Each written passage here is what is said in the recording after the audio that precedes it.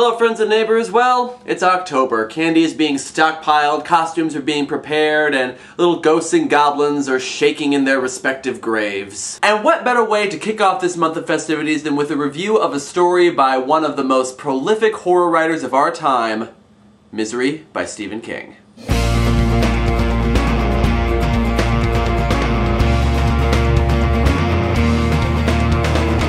Stephen King was one of those authors who I knew who he was, I knew what kind of stories he wrote, and I had really no interest in reading any of his stories myself. But recently I decided I'd give him a try, and so I decided to start with one of his more critically acclaimed books, but not one of his better known books, at least not compared to books like The Shining and so on. And thus we have Misery, which I read and really thoroughly enjoyed. This is the story of a writer named Paul Sheldon. He's a career writer, which means that he writes stories, not necessarily stories that are good, but stories that sell, stories that are popular. Not unlike Stephen King. He's most famous for a series of books called the Misery series. And one night while Paul Sheldon is in Colorado, he gets into a pretty serious car accident and gets banged up pretty bad. And he would have died if not for the presence of Annie Wilkes, his self-proclaimed #1 fan. Annie saves his life and starts to go about the business of nursing him back to health. The problem is, not only is Annie Wilkes his self-proclaimed #1 fan, she's also completely insane. She loves the Misery series, she thinks there is no better series of books on the planet, but then she finds out that Paul Sheldon has in fact killed off the main character of Misery. And so, basically threatening him with his life,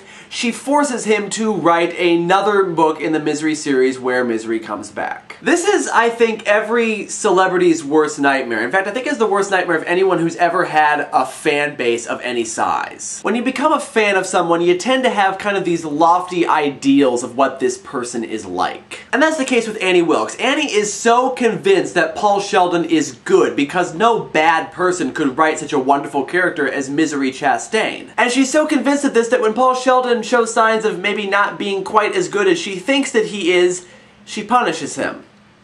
The punishments can be very painful and nasty. Annie Wilkes is insane. She's a drug addict, she's a murderer, and she is just not at all mentally well. And Paul Sheldon is basically at her mercy, and the only thing that's keeping him alive is the fact that Annie Wilkes loves him and loves his work. And so he has to keep writing basically for his life. That alone makes for a pretty compelling horror story, but the book actually goes a little bit further than that and takes a look at the character of Paul Sheldon and what it's like to be a writer. Because even though Paul Sheldon hates the Misery series and hates everything that it represents, he finds himself getting drawn back into the world of Misery Chastain and really getting into writing it again. And it's kind of fun to see the writing process from both ends, the obsessive writer and the obsessive fan. In addition, we also get to see excerpts of the story that Paul Sheldon is writing as he is writing it, and we get to see how it kind of parallels what he is thinking and feeling in real life. This book is both horrifying and fascinating, but it's a really